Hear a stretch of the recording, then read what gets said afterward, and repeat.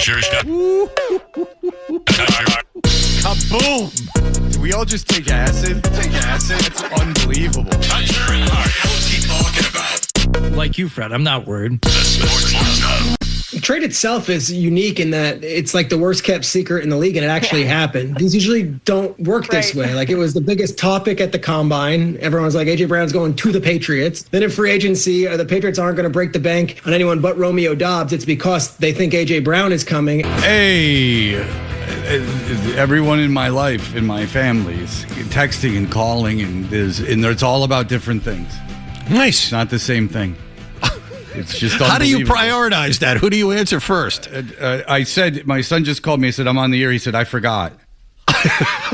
Well, Hardy has that same problem. I've got. Thanks for jinxing it. It's been 3 days without a call, an actual phone call, while we're speaking on the air. Yeah, and there's like 15 things going on. His mom wants to know about something with him, and then he wants to know about something else. It's a whole maze of calls. In text. It's a whole situation. Well, at least there's like situations there. I get actual phone calls for like, should I There's use... no situation. Yeah, there's no situation. The door was slightly open to the dog's crate. Is everything okay? Is she in there? Let her out. Or don't. Or ask your mother. Or something. I don't know. There's no situation here. Yeah. I mean... Very odd. Like, there's just like no respecting that I actually am working. It's quite. The light is on in the closet. Now they're calling me. Now they're arguing through me, which is perfect. A lot of, and I'm being played in quotations. So there you go. Oh well, all right. It is your fault. Mike Giardi writes for the Boston Sports Journal. He's covered the New England Patriots for a very long time. Mike Giardi, hello, sir. Hello, gentlemen. Hardy, Fred, Wallach. That's right. Johnny Wallgame using his friendship with you to get you on the air with us. It's always a good connection to have. All right. So obviously you knew this A.J. Brown thing was likely to happen. What did you think of the compensation, the first-round pick in 28 and the fifth-round pick next upcoming draft? It's an overpay. I don't think there's any way you can look at it otherwise. I mean, think about this. The Eagles traded for A.J. Brown 4 years ago, and it cost them a first and a third. And then they rent that player, lease that player for 4 years, and then they turn around and sell him for a first and a fifth. Like, that's a pretty good return on your investment, considering you got the guy in the prime of his career and were able to not coax, but you were able to get 4 1,000-yard seasons out of him, including a couple of years where he was arguably one of the 3 or 4 best receivers in the league. So they overpaid, but they built their whole offseason on this, Fred. Like, I mean, I wrote it at the Combine, and you heard the clip from Peter Schrager there. Like, everybody around the league was like, Mike, he's going to New England. I'm like, well, do you have any proof? No. Everybody knows. It's going to happen. And sure enough, it did happen, and that's sort of how they built the whole offseason. So I think, Fred, clearly now they're in this all-in mode. It's kind of like what the Rams have done with Myles Garrett. They put all their chips on the table for these next couple of years. So overpay in regards to, there wasn't a market going on for it. But when you compare it to, let's just, I know you have to include the fifth rounder next year, but the first rounder a couple of years from now, if it were just that, is it still an overpay, Mike? I was fine with it at that point. I mean, logically, based on, the knee and some of the different things and the age, you'd say like a 2 and a 4 probably felt like the fairest. But okay. I think Howie Roseman said basically, we're not trading him. Or, hey, you want to screw around? You don't want to give us this one? We'll hang on to him. We can hold on to him through August before the full cap starts to hit us, and we have a problem with that. So do you want to risk that? Do you want to not have the guy in your system for the next 2+ months and learn the quarterback and the offense? Mm-hmm. Or do you just want to pony up what we're asking for, get the deal done so you get your guy in town like he is today? It seemed like the Patriots are bidding against themselves. The Rams were kind of in it, but not really, and they walked away. Do you think Elliot Wolf had a stomach to step away from the table and got pressure from Mike Vrabel? How do you think this all happened? Well, I mean, I think this is Vrabel's deal, and it's Vrabel's player. I don't know that you can look at their past history, and I know you now have a new regime in place for the last year, but ownership is the same. I think they've given up first-round picks twice in the Kraft ownership. One was for Bill Belichick, one was for Brandon Cooks. Like, they don't do this. So they did it, and not only did they do it, they did it where they're absorbing a massive contract, and I know there's no guaranteed money after this year, essentially, but you're not giving up a first-round pick unless you're committed to this guy for, the way I look at it, at least 2 years, and that's a substantial chunk of money they're going to have to dole out to this kid. Okay, it's interesting because I know a guy that does Philadelphia radio, John Kincaid, and I've heard him talking about this. And he says, on one hand, everyone likes A.J. Brown, and everyone, like, he's a good teammate. He's respected in the locker room. But on the other hand, you see him quit on the Eagles and, get on Instagram before the media is allowed into the locker room and reading books on the sidelines. What is your read on him as a locker room presence in terms of character? So you're right. I think everybody that I've talked to that works for Philadelphia or has covered him says, like, the locker room loves him, that he's a really good dude, but there's Moody. He's the receiver who wants the football. He wants to be the best receiver in football, thinks he should be the best receiver in football, and thinks, quite frankly, that the quarterback held him back the last couple of years. And that, I think, is why this is now happening, and this is why he's now a New England Patriot. So this is another bet on Mike Vrabel and the pieces in place from Tennessee that were around when AJ was drafted by them to manage his ego. And that's a big part of this. Manage the temperament, manage the ego, and there's going to be a little bit on the quarterback and the offensive coordinator to make sure that, even though they like to say they throw the ball to the open guy, that this guy gets his share of targets, because when he does, he's more engaged. Simple as that. Is there any more to the relationship with Vrabel other than their time together in Tennessee? I mean, I haven't, dug deeper myself, but do you know anything else about it?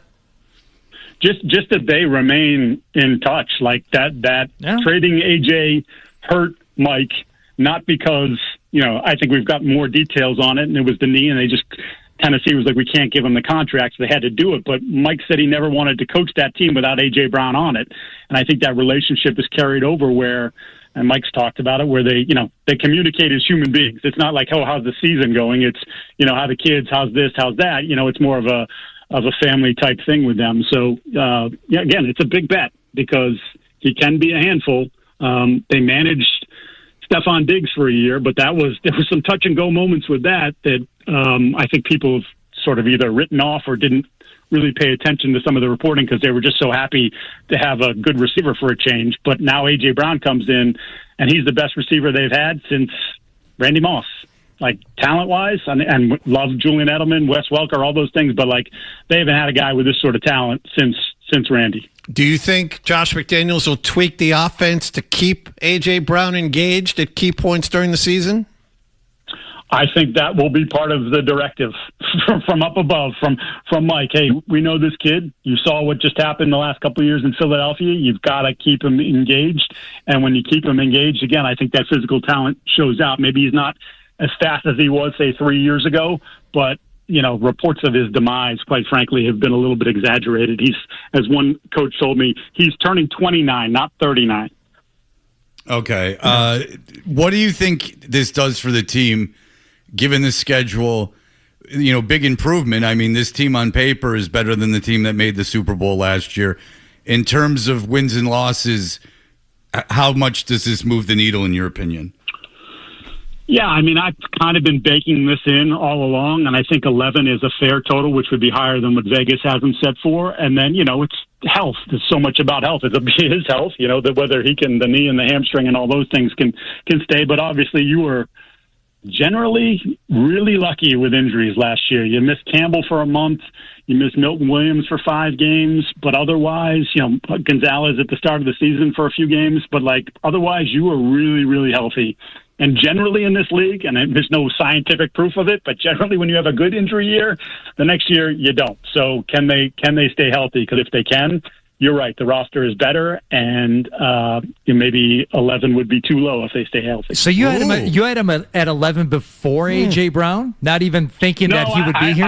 I baked in. No, I baked it in that he was coming. So, when I looked at it, I was like, it's the 10 or 11 win team, Well, let's go game by game. I'm just shocked Giardi was positive about something. No, let's do postseason. Is he worth an extra win in the postseason or a win in the postseason? Well, so Hardy, if he's not, then that's a bad trade, right? Like that's what he's here for. Again, they're still at a various, they're still building, but this sort of signals like, hey, we are putting the chips on the table that our quarterback's salary is going to go bananas in a couple of years when the extension kicks in, which he's eligible for after next year. Like, you're doing the thing that a lot of teams did. Rookie quarterback, go get the big high priced wide receiver and make it work. And they're all in. They're not building anymore. I mean, they're all in. I mean, you're giving up future first round picks. I mean, what else could you do, Mike? I mean, it's right. You lose in the wild card round. That's now a bad season. Right, because and then you get into this situation where how do you recoup that 2028 pick, and that's where we are landing with this. How does this affect the way they do business? Obviously, let's just be under the assumption they signed Drake May and he's the highest paid player ever when they sign him. Or it doesn't really matter if he's the highest paid player. He makes a lot of money. They know that's on the horizon. They brought in A.J. Brown to win now. Does this affect the way they do business from here on out? Yeah, I think if you look at the way that they've talked about their budget, if you will, that they look at it in 3-year windows, and we're in the third year of that window, and they're going to now be, unless they do some restructuring and whatnot, they're going to be significantly over, maybe the most over I think they've ever been in a 3-year period. So history will tell you with this ownership that, okay, now I need some give back. You can't spend like you just spent, like we need to balance those books again. So it'll be interesting to see how they operate in that regard. And then they also have the Christian Gonzalez thing that looms, and that's if they go to the mat with him and they get the deal done, you're talking about someone who will be the highest paid cornerback in football. Granted, it'll probably be brief because that's how these things work. The next guy takes over, but that's another $100+ million of guaranteed money that they would have to write a check for. Can you envision a scenario where they don't do it, but just by choice, they're like, no, this Gonzalez thing, it's too much money. We don't need it. We can figure out a way and maybe we recoup that pick. Yeah, get that pick back for 2028. I 100% can see that, and I know that's going to make people crazy, but I think the money does matter to them. So it would be a real swerve to continue on this spending spree, knowing that the Drake May thing is coming up. And if he's going to not just want to be the highest paid corner in football, but if, as we've kind of speculated here, is he trying to be one of the highest paid defensive players, period? Is there's this new thing where are we comparing ourselves? Why shouldn't we compare ourselves to the edge rushers? Why shouldn't we compare ourselves to the wide receivers that are getting, Jackson Smith-Njigba just got $42 million a year. Why shouldn't I get $42 million a year? I covered him in the Super Bowl.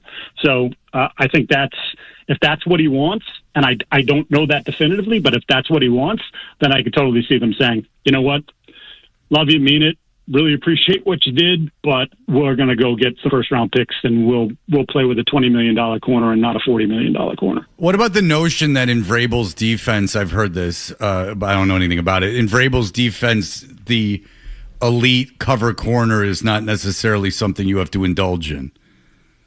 In his past, and now mind you, he'd never had a player with Christian's talents, but they were not a heavy man team. That was not a big deal to them. And I think you saw even last year sort of the adjustment that Christian and some of the other guys had to make about some of the zone, and you're playing match coverage and whatever. We don't need to get into the details of it. But I could see them saying, quite frankly, that point, that we don't play man 65% of the time. And that's what this guy wants to do. We don't do that. And is he going to be fully engaged the whole time? And is that worth, again, the $35-40 million a year? And I would say they probably would look at that pretty hard. If they can get a good return on it, that might be something they would do. So where's the line for a guy like him, do you think? I mean, at what point do you think the Patriots should pivot and walk away? Because getting a cover corner, and there will be a time where you have to match up man on man, and having a guy like Christian Gonzalez out there is far better than not having him in a key situation. Where do you think that line is? What line won't the Patriots cross? Yeah, don't mistake this for me wanting to get rid of the player. I don't. They don't even for as much as the roster has improved. They still don't have a ton of blue chip players, and he is a blue chip player. Yeah, but you do have to balance the budget, and you do have to look at it and say, or at least they have to. I don't care about their budget, but they have to balance their budget. That's part of their thing. And it's like, can you afford to give Drake May $250 million guaranteed, this guy $110 million guaranteed, Brown's going to make $55-60 million over the next 2 years in cash? Like that Milton Williams has big money, like Christian Barmore's contract goes up. There's all these different things. Like, do they get to a point where they go, we can't pay 3 or 4 guys, X percentage of the salary cap, and is it good business to then turn around and do what, say, the Jets did? And the Jets were just breaking it down, but trade Sauce Gardner for a haul and get 2 first-round picks. And, now you can throw another dart and try to draft a corner. And in the meantime, you make do with what you have. Yeah, and I mean, you want to emulate the Jets as much as you can because totally because you want to acquire picks. Successful program. What you do, smart. Mike, is you acquire picks, you draft players, then you sign them to extensions and trade them for draft picks, and everyone else gets the players. Sure, and you get to always have that little carrot dangling that you control the next year's draft. It's a tremendous modus operandi. Chess checkers. Checkers. Listen, you got 3 picks. You get Garrett Wilson, Sauce Gardner, and Jermaine Johnson, and then you turn around and you end up with 2 picks 2 years later, 3 years later. It's all cyclical, baby. I was covering that draft for the NFL Network, the cheap NFL Network, and they were giddy at Forum Park. They could not believe, and they got Breece Hall to start the second round. We just transformed our football team. And then you're right. A few years later, you Quinn is exchange not on the team picks. anymore. Yeah, Sauce isn't on the team anymore, and now it's look at 2027, baby. The 2027 draft, 3 picks in the first round. It's going to be elite quarterbacks until they suck this year. So it's going to be fantastic. And then Arch Manning is going to go back to school. All right, look, watch they'll win 8 games, and then they'll be right in the middle. The 20th, 21st, and 27th pick in the draft. Yep. All right, very good. They'll get the 7th best quarterback in the draft. Yeah, they'll end up with Dante Moore, which they should have gotten this year. All right, anyway, Mike Giardi, I can always pivot to the Jets. But listen, when you talk about trading play, that's why the A.J. Brown thing, if I'm a Patriots fan, is like, okay, good. Because there is, there are teams that are bad teams, like Cleveland. Like, they're always, draft and develop. And I used to always bang that drum, but then you look at it and it's like, even when you hit in these drafts and you hit with guys, a lot of times the scenario is that you just flip them for picks in the future and you're just in this constant cycle of flipping and turning it over. Sometimes you just got to go in and win now. And look, if you got a quarterback on a rookie contract, it seems like not the worst idea in the world. Worry about the future later. All right. Well, Mike Giardi, thank you. I just spiraled. Read him in the Boston Sports Journal. Thanks so much for coming on with us, my friend. Thanks, guys. Thanks, Mike. There you go. Keep being mean to Wallach. Yep. That's what he's good at. But it's seriously like, worry about the 2028 draft in 2028. Like, don't worry about it now. It's just, I've seen it too many times, is that you win the draft, I mean, all these bad teams are always winning the draft. Cleveland won the draft. The Jets won the draft over and over again. And even if you do draft good players, I'm telling you, you end up, they play with you for 3 years. They play well, you don't win. And then you end up flipping them for picks 2 years in advance. And then that old exercise gets itself going again because you don't have a quarterback. If you have a quarterback, you might as well try to win it right now. Don't worry about that. Now, the problem is if you don't win, then you're in dire straits because you've given up all these assets, but you can't play scared. This is a development in my philosophy of football. It really is. I used to always, poo-poo these short-term moves, but I think things have changed. I think that if you have a quarterback in the NFL, an elite quarterback in the NFL, you push all the chips into the table and gamble as much as you can and push things down the line as much as you can. I like it. And the other part of it is you make a trade and get a player back that's proven in addition to picks. That's what Cleveland did with Myles Garrett. They got a good player that will help immediately in addition to that first, second, and third round pick. We talked about it a little bit, but that's the part of the Myles Garrett trade that I don't understand. I don't understand why you give up a young edge rusher. I understand, obviously, that Myles Garrett is vastly better than Verse, but wouldn't that trade make more sense if you were going with Verse and Garrett right into the season with two, like, one elite edge rusher and one very good young edge rusher? It's like, how do I handle this? Send another pick. I mean, right. Send another first or second. If you're the Rams. If you're the Rams. They don't care about it. Just send another pick. Send them 4 picks. Kick it all down the road. I mean, you already got your safety blanket at quarterback in the draft. I mean, who cares? Kick it all down the road and, see what happens. I don't really understand why they... If you're really going to go all in and you have 1 year left of Stafford, keep Verse, send as many picks as you want, and give yourself a much better chance to win. And that's what I'm saying. I'm saying for this year, it's like, I'm not worried about Verse being, under control under a rookie deal and all these things. It's not about that. It's about this season. I don't know why you gave up talent this season. Now, you improved, but like John said, I don't know. You could have been an absolute wagon. I mean, that's like, again, there was rumors the Lions were going to trade for Garrett, and then, you have Hutchinson and Garrett. I mean, that's all in. You're saying, like, look, this isn't going to last for very long. And we can't afford to do it. It's going to be really fun for a year or two. But for 1 year, like, good luck. Yeah, you're not going to score on that team. What defense are you running? I don't know. We're just going to have the guys stand around and let those two go after it. All right, we're going to get 2 400-pound guys to sit in between them and just stand there and take up space. All right, we'll be back in just a moment with our award-winning email segment. I know. No, you don't know. Everyone agrees that I'm the only one who's not wrong. Right or wrong, they're back. Toucher and Hardy on the Sports Hub. I got an idea for a bit. The email bit. We should do the email bit. It's a great idea. Let's do the email bit.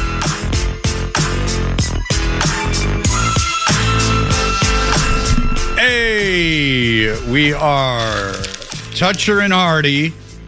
If you'd like to email us, you may find our emails. They're not hard to ascertain, but you can find them at 985thesportshub.com. We'll be making exciting videos after work expressing who we are. Nick will be filming them. So who knows if those get loose, to be real. Of those, it would be viral content for weeks.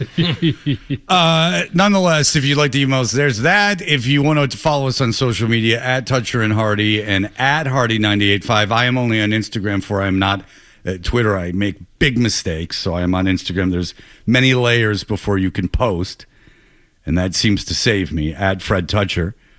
But who knows? I may have another meltdown. You can follow at Fred Toucher for updates. The email segment is powered by Jeffrey Glassman Injury Lawyers. If you've been hurt in a car or work accident, you got to get Glassman. Don't just send an email. Call all sevens at 617-777-7777 or visit gottagetglassman.com. All right. We talked about the French Open and the man who had the incredible diarrhea that was going on. This guy, Kevin, says, played doubles tennis in high school for a South Shore public school. We would occasionally face the fancy Cape Cod rich kids. Are people that live on the Cape year-round rich? No. Not in my experience, no. I know one girl that was wealthy that was on there all year, but when I would go down there in the winter, it seemed like a very blue-collar situation. I enjoyed going to the Cape in the winter because there was like just a couple bars open and it was all the locals. Yep. I felt like a real local yokel. You understand? Yeah. We would occasionally face the fancy Cape Cod rich kids who had private lessons since diapers. One match, my partner and I had those moon bats, which is, again, the derogatory term I was being called by the conservative media for my Tim Tebow comments years ago. Down 2-0, and we're on the verge of a huge upset. Then the bubbles hit, full-on turtle head situation. I called a timeout and told my coach. He looked at me and said, "You got a turtle head poking out? Well, push it back in." Famous last words. We lost the next 3 sets, the match, my underwear, and every ounce of dignity.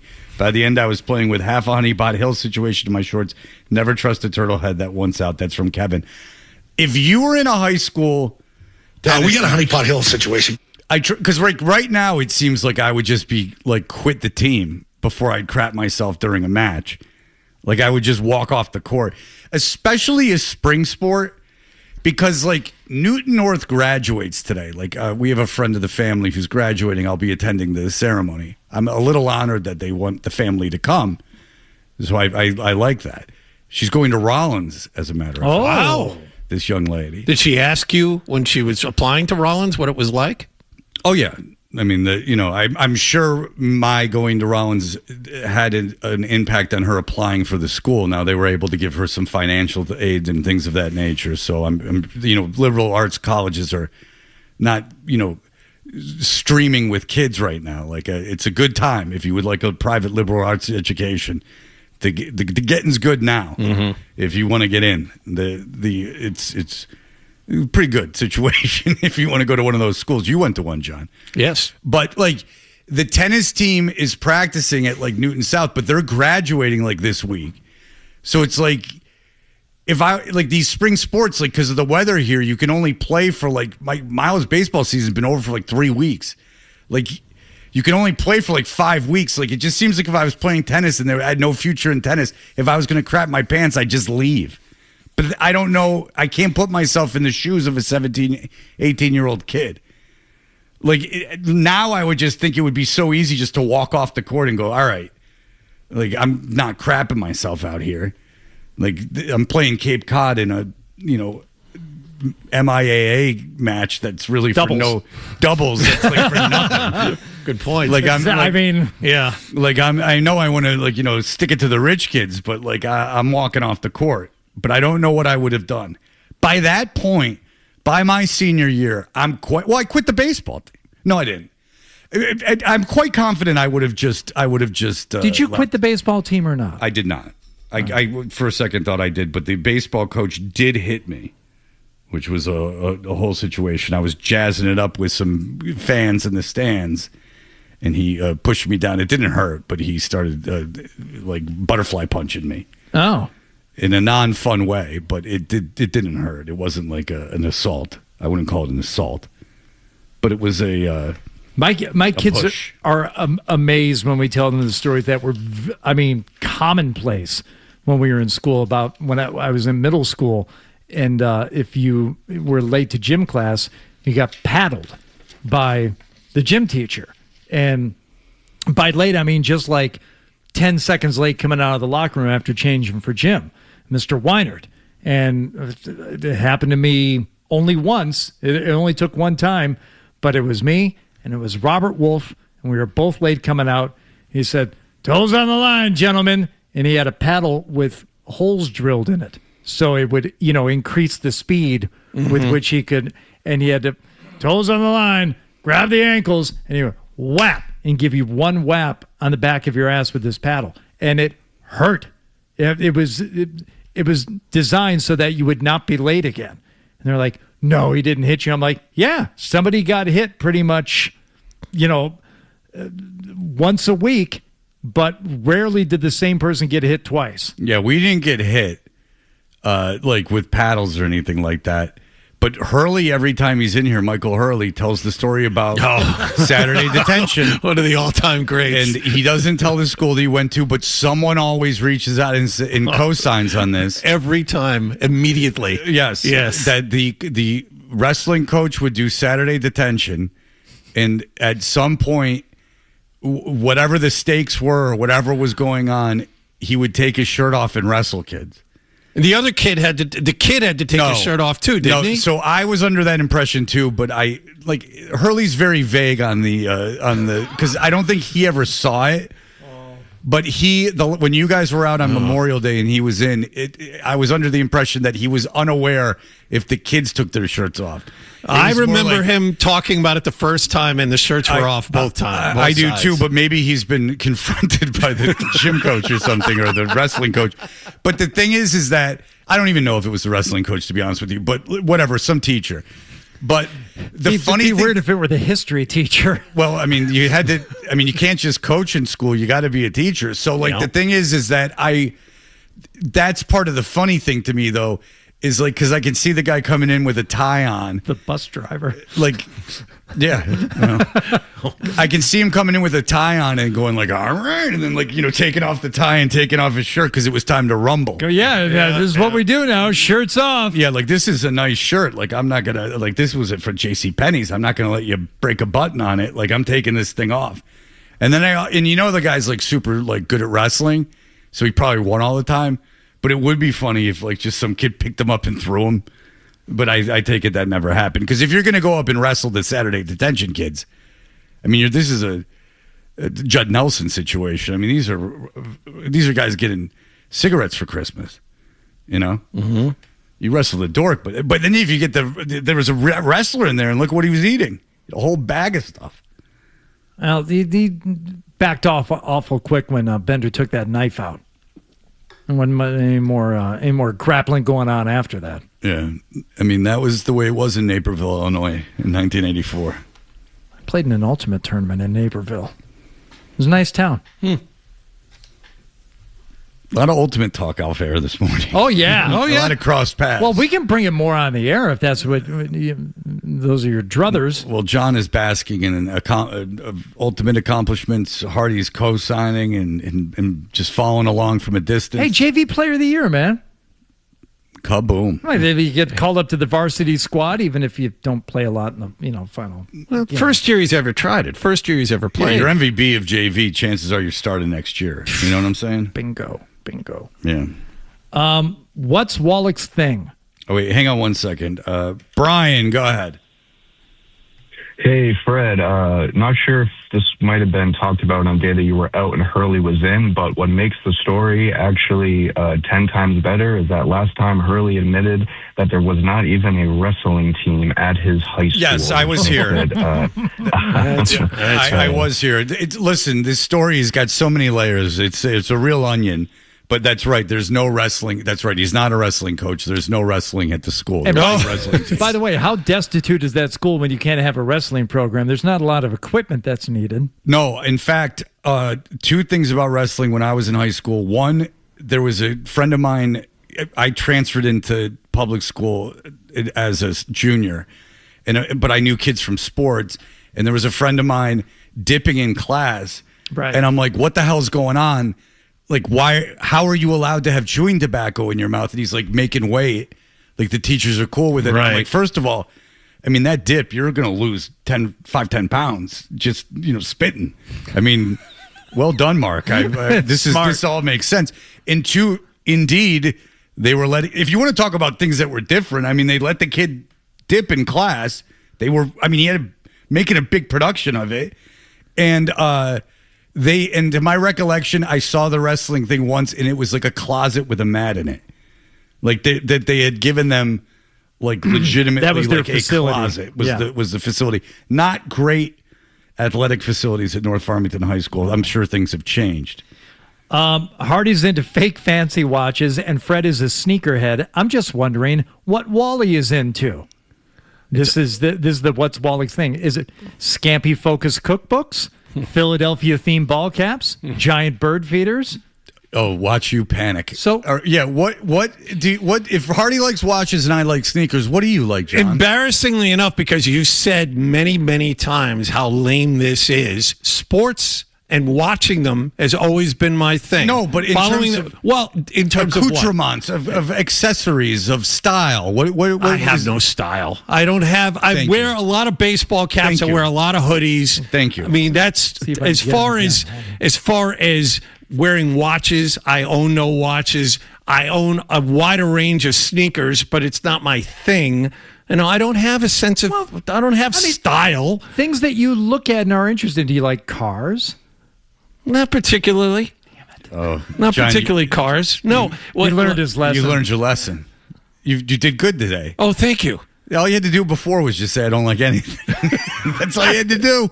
But you panicked. And he was trying to get you to bite on cars. I like cars. I like driving them. I see them driving. I need to get them from one place to the other. That's what I need them for. They're like two motorcycles. It's somewhat comfort.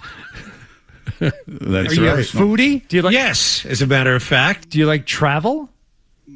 Yeah, I do. But it's not one of those things I live for. No. He knows. Don't let him ever tell you never learned, Johnny.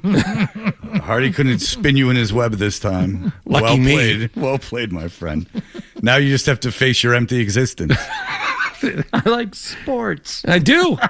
I mean, I do. You've gotten me this far. You've cultivated a career around it. How many people can say?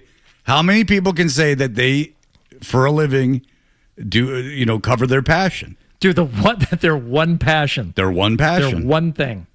Like you go up to Vermont. I mean, can't throw a rock without hitting some guy that's doing his passion. Yeah. Some fertilizer sculptor or something. But Johnny did it at a big market. Don't let him tell you twice, Johnny.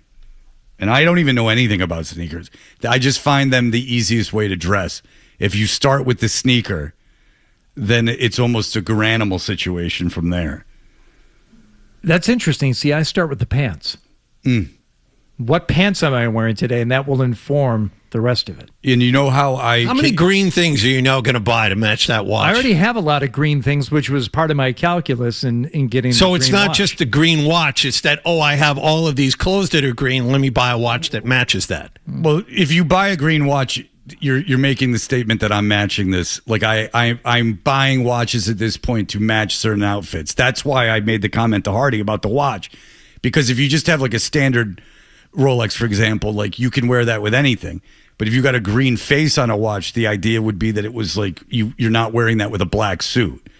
So you're making a statement like, I have so much disposable income, I'm spending thousands of dollars on things that I can't wear every day. And so that's kind of the idea behind that. But I heard Eminem say he started with the sneakers. And I went, that seems like an easy way to dress myself now that I'm an adult and have to go out into the world. And that was my strategy. So you and Marshall. Me and Marshall Lockstep. Mathers. Very similar upbringing. Yeah. All right. I got my own 8 Mile, baby. 13 Mile. All right. Johnny Wallgame's got your headlines.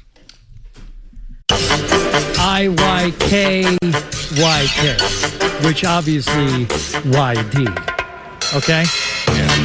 Dutcher and Hardy, mornings on the Sports Hub. We know what you're thinking. What could I possibly have missed from the show? It's time for The Stack on Dutcher and Hardy. Hey! We are Dutcher and Hardy. As we finish things up, Hardy, and go about our days, what do you have for us? Jordan has shared a new Instagram story. Jordan said, let's take a deeper dive into the hot topic of the day, love. What constitutes love? Or what makes someone worthy of loving? Are questions that require a deep analysis and could possibly enable one to understand the romances that they may not understand nor relate to. I think this might be directed toward people who are questioning her romance and love of Bill Belichick and likewise. Thank you. And thank you for addressing them, because it's about time that you address this situation. And it's obvious that you two met over a philosophical textbook. I will exclaim a few basic concepts. Please exclaim then, darling. Exclaim? There's no objective criteria for what constitutes someone's worthiness of love. Co-signed. We don't need to justify why we love a particular person. Yeah, you don't have to go on social media and put up quasi-intellectual musings. The ways in which we develop our biological preferences are deeply personal, in which we owe no justification nor explanation. Whatever happens in the bedroom is your business. Love does not discriminate against sex, skin color, religion, age, or ability. That's right. So if you have a problem with their relationship, you don't want people with disabilities finding love. Love does not fluctuate along with someone's body weight. Yeah. You sure? Love does not lie within a perfect complexion. Love is not as deep as one's pockets. But No. if those pockets are deep enough to buy several multifamilies in South Boston, then so be it. So like now I'm gonna just comment. So you're saying if this big-breasted 72-year-old didn't have any money, you would have fallen in love with him? Okay. Now it stops. Now you can find success attractive. Love is not to be judged. It is never okay to harass or abuse a person based on who they love. Then don't fall in love with someone who harasses and abuses. All right, here is the deal. I have something positive to end the show with. Adam Schefter Instagrammed out. Notable wide receivers in first seasons with Josh McDaniels. This in the wake of the A.J. Brown situation. 2022 with the Raiders, Devontae Adams, 1,500 yards, 14 TDs. 2009, Brandon Marshall, 1,100 yards, 10 TDs. 2007, Randy Moss, you know the story, close to 1,500 yards, 23 touchdowns. Jesus. 2007, Wes Welker, 1,100 yards, 8 touchdowns. So I'm leaving you with that. A little tidbit to get you excited about Josh McDaniels getting A.J. Brown. Very exciting. All right, that'll do it for us. Everyone know that love knows no bounds. And is not to be judged. So it is said on Instagram. Let it be written. So it is written. Let it be done. Psalm. I don't know. I can't think of anything. Psalm 73, I guess, in honor of Bill's age. All right, that'll do it for us. Everyone have a great day. Bye.